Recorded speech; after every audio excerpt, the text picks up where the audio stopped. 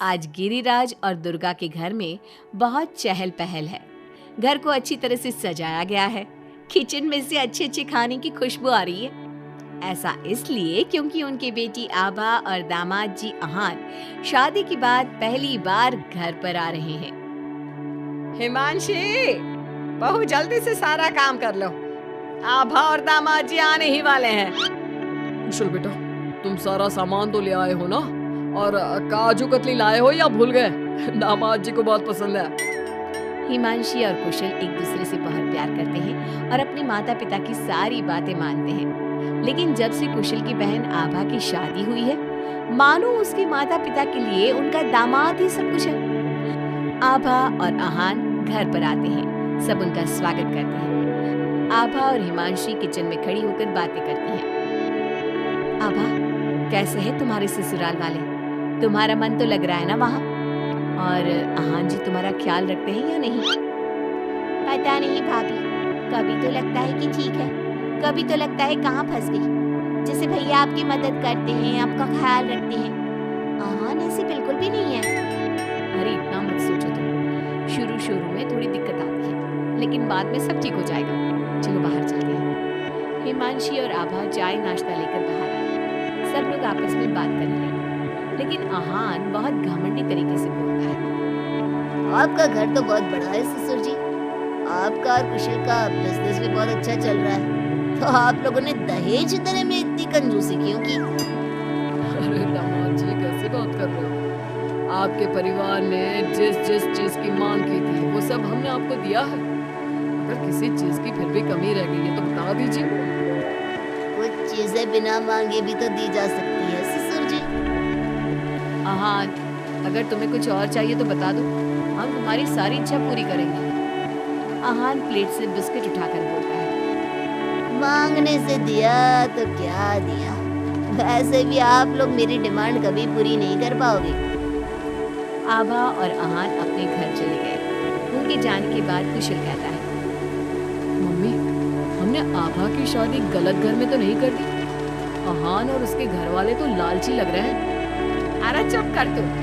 दामाद ऐसे ही होते हैं, तेरी तरह नहीं कि तूने अपने ससुराल वालों से कुछ नहीं लिया और हर समय अपनी पत्नी से चिपका रहता है।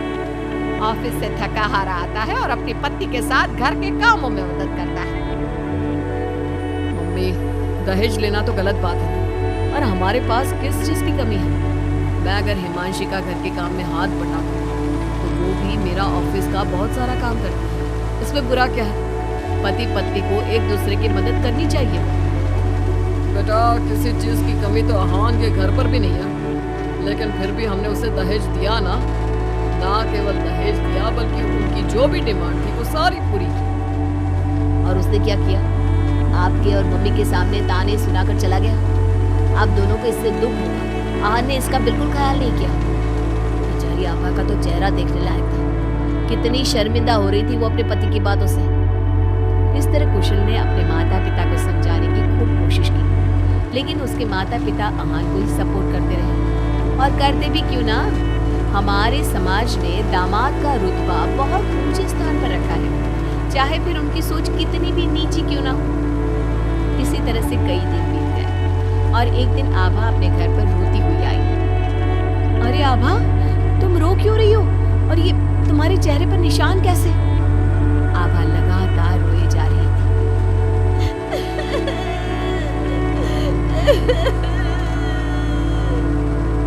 अरे बता मेरी बच्ची, क्या हुआ है तुझे?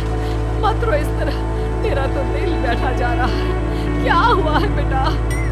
हिमांशी और दुर्गा के बार बार पूछने पर आभा ने बताया, मम्मी, मुझे अहान ने बहुत मारा है।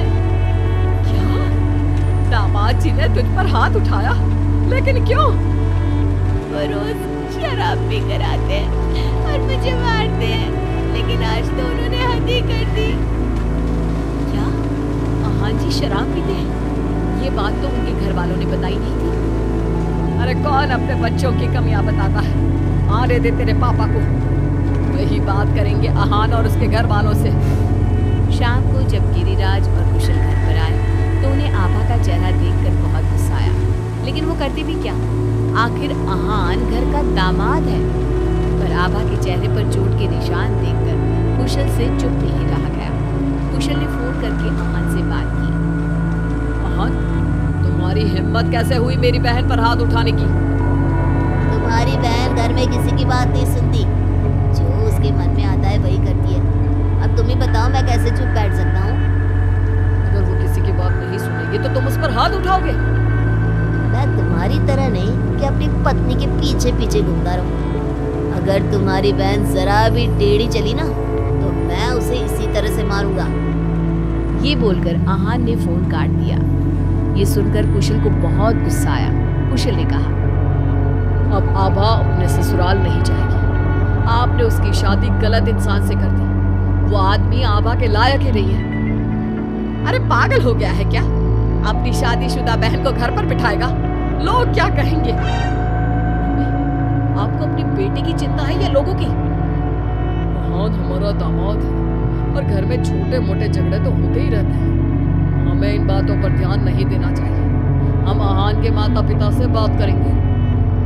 आभा को आहान बिल्कुल पसंद नहीं था, लेकिन उसके माता पिता समाज के डर से उसे बार बार आहान के घर पर भेज देते थे। इस बार भी आभा को अपने ससुराल जाना पड़ा। एक दिन हिमांशी की तबीयत खराब हो गई तो उसने घर का काम नहीं किया। तबीयत खराब होने का बहाना बनाकर सुबह से लेटी है। तुझे इस घर में जितना आराम मिला है ना, दुनिया में किसी बहू को कहीं इतना आराम नहीं मिला होगा। तेरा तो पति तेरे साथ काम कराता है। देख मेरी आभा को, बेचारी कितना पीटती है अपने पति से और सारे घर का काम खुद ही करती है। शाम को जब कुशल घर आता है तो हिमांशी उसे सारी बात बताती है। तुम मम्मी की बात का बुरा मत माना करो। मम्मी चाहती है कि मैं उनके निकम्मे दामाद की तरह बन जाऊं, जो अपनी पत्नी की बिल्कुल भी इज्जत नहीं करता। लेकिन मैं ऐसा नहीं बन सकता। कुशल ने हिमांशी का बहुत ख्याल रखा और वो जल्दी ही ठीक हो गई। वहीं आहान आभा के साथ बहुत बुरा बर्ताव करता था। आभा के माता पिता ना तो आभा की बात सुनते और ना ही कुशल की। एक दिन आहान किसी काम के सिलसिले में शहर से बाहर गया हुआ था। वो जिस होटल में रुका था वहां उसे आहान दिखा। अरे ये तो आहान लग रहा है, मगर इसके साथ ये लड़की कौन है? कुशल ने वहां कुछ लोगों से पूछताछ की तो उन्होंने बताया, ये तो अक्सर इस होटल में अलग अलग लड़कियों के साथ आते हैं, लेकिन आप ये सब क्यों पूछ रहे हो? कुशल बिना कुछ बोले वहां से चला जाता है और घर आकर सभी को ये बात बताता है। लेकिन उसके माता पिता को तो इस बात से भी कोई फर्क नहीं पड़ा। अरे बेटा, इस बात को यहीं खत्म कर दो। हम आहान से क्या कह सकते हैं? आखिर वो हमारे घर का दामाद है। बेटा देख, ये बात ना आभा को मत बताना, नहीं तो उसे बहुत बुरा लगेगा। आप दोनों किस मिट्टी के बने हैं? दामाद दामाद कहकर आपने उसे सर पर चढ़ा दिया। मैं आपकी बहू के साथ अच्छा बर्ताव करता हूँ तो आप मुझे चोरों का गुलाम कहते हैं। और आहान आपकी बेटी को जानवर की तरह पीटता है, आप तब भी उससे बात करने की हिम्मत नहीं करते। आप लोग बेटे और दामाद में इतना फर्क क्यों करते हो?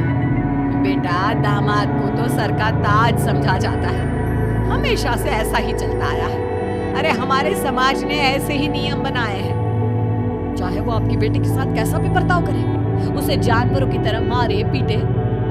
मम्मी, ये पुराने जमाने की बातें हैं। आजकल कोई पढ़ी लिखी लड़की इतना नहीं पीट रही जितनी हमारी आभा पीट रही है, वो भी सिर्फ आप दोनों की वजह से। मैं आज ही उसके ससुराल जाकर उसे सारी बात बता दूंगा और आखिरी फैसला उसका होगा। कुशल और हिमांशी आभा के पास जाकर उसे आहान की सारी सच्चाई बता देते हैं। आभा अपने भाई के साथ आ जाती है। घर आकर वो अपने पति को तलाक के पेपर भेजती है। हालांकि गिरिराज और दुर्गा अभी भी अपने दामाद के साथ हैं और तलाक के खिलाफ। उनको अभी भी समाज की चिंता है, बेटी की